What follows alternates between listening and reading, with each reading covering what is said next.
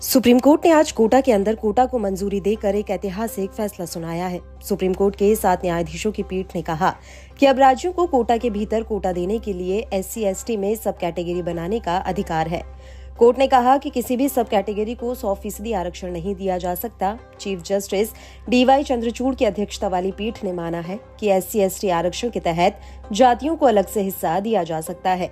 7 जजों की बेंच ने बहुमत से ये फैसला दिया है। सुनवाई के दौरान कोर्ट ने कहा कि जिस जाति को आरक्षण में अलग से हिस्सा दिया जा रहा है, उसके पीछे पिछड़ेपन का सबूत होना चाहिए। शिक्षा और नौकरी में उसके कम प्रतिनिधित्व को आधार बनाया जा सकता है। सिर्फ किसी जाति की संख्या ज्यादा होने को आधार बनाना गलत होगा।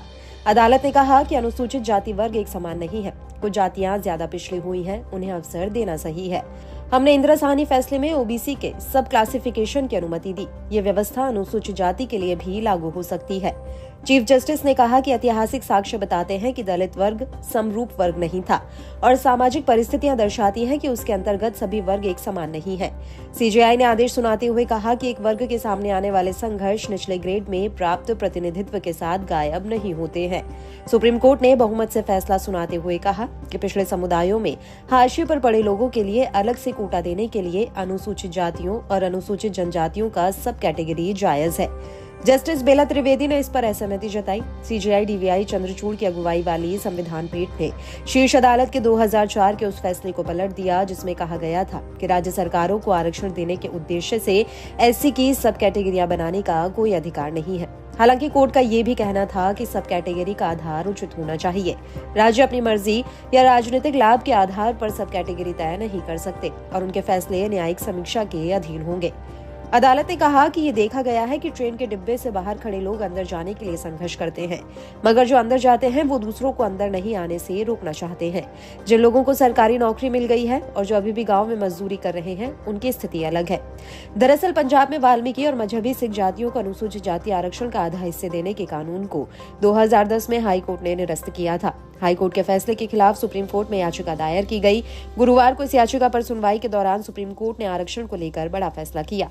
माना जाता है कि SC/ST कैटेगरी में भी कई ऐसी जातियां हैं जो बहुत ही ज्यादा पिछड़ी हुई हैं। इन जातियों के सशक्तिकरण की सख्त जरूरत है। ये एक 7 जज बेंच का डिसीजन था जो आज आया है। इसमें 6 जजेस ने अपना ओपिनियन दिया है, और एक उसमें डिसेंटिंग रहा है।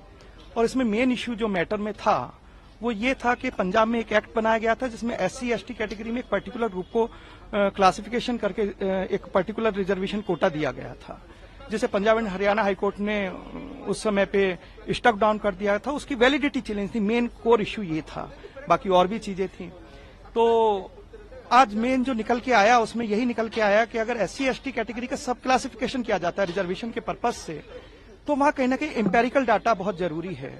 डाटा होना चाहिए कि कोई एक पर्टिकुलर कोई कास्ट ग्रुप है तो उसकी बैकवर्डनेस कितनी है, उस पर डाटा साइंटिफिक वे में जुटाया जाए, ना कि उसे हम ये कहें कि कोई भी पॉलिटिकल पार्टी आई और वो कहे और उसका सब क्लासिफिकेशन कर दे। मतलब जो भी हो वो ग्राउंड रियलिटीज हो, ग्राउंड रियलिटीज के आधार पे, डाटा के आधार पे चीजें की जाएं।